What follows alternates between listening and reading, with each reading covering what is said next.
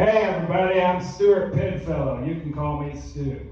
Anyways, I got a few things I want to talk about tonight. So first, I'm going to talk about Martin Luther King Jr. Because on Monday is Martin Luther King Jr. Day.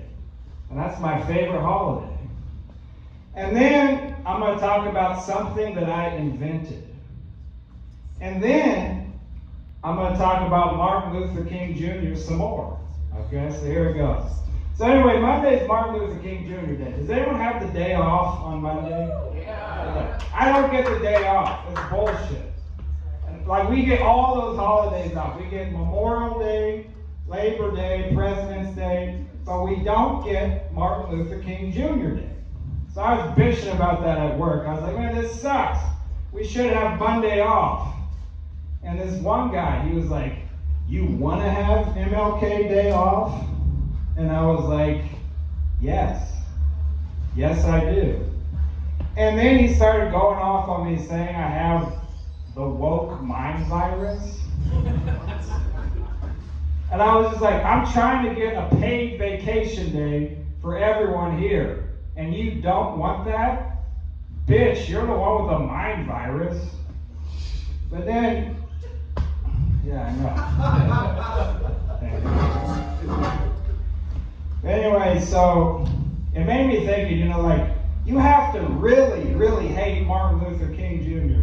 to not want the day off in his honor. Because let me tell you something. There is no one in the history of the world that I hate enough that I would not take the day off work in their honor. We could have Osama bin Laden Day. Great. I'll see you on Tuesday. Happy OBL Day. We could have Jeffrey Dahmer Day. Perfect. I'm going on a camping trip. What are you doing for Jeffrey Dahmer weekend? I'll take it a step further. Uh-oh, yeah. Uh-oh, that's right. I would even be happy having the day off for a John F. Kennedy Day. Okay. That was a joke. I don't actually hate John F. Kennedy more than Jeffrey Dahmer. Anyways. But it made me thinking, so now it's the part where I talk about something I invented. Because you know how we have a spectrum for like everything these days? I mean, there's sexuality spectrum, you can be kind of gay or really gay or not gay at all. And then we also have the autism spectrum.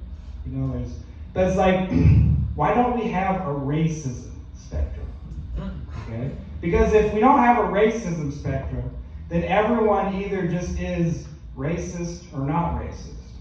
And when you do it that way, you put people who are just barely racist in the same category as Mel Gibson. And that's not fair. Okay? So that's why I invented the racism spectrum. And I want to talk about someone at work who's at 7% on the racism spectrum. Okay? And I'll tell you why. So this woman, so there's two coworkers. Their names are Helen and Shanice. One is white, one is black. If you've already made up your mind about which one is white and which one's black, you're at 23% on the racism spectrum. Congratulations. But anyway, so Helen is white, Shanice is black. In case probably didn't expect that. But so anyway, I overheard a conversation between Helen and Shanice. Helen said to Shanice, this was totally cringe, by the way.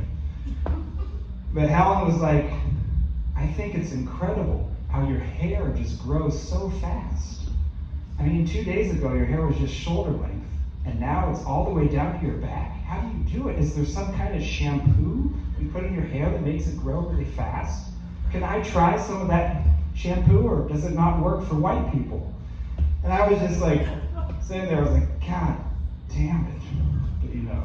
But that's the thing, is like, she's on the racism spectrum.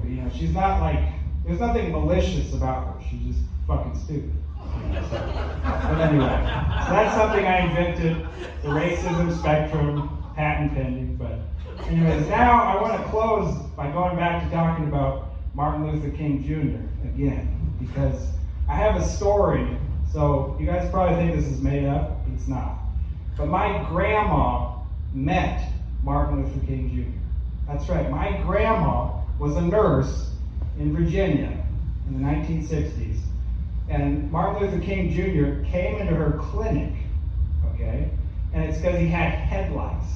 That was why he came into the clinic. A lot of people don't know that Martin Luther King Jr. had head lice, because they don't teach that in school, especially not now. But anyway, so my grandma, she was picking the head lice out of Martin Luther King Jr.'s hair.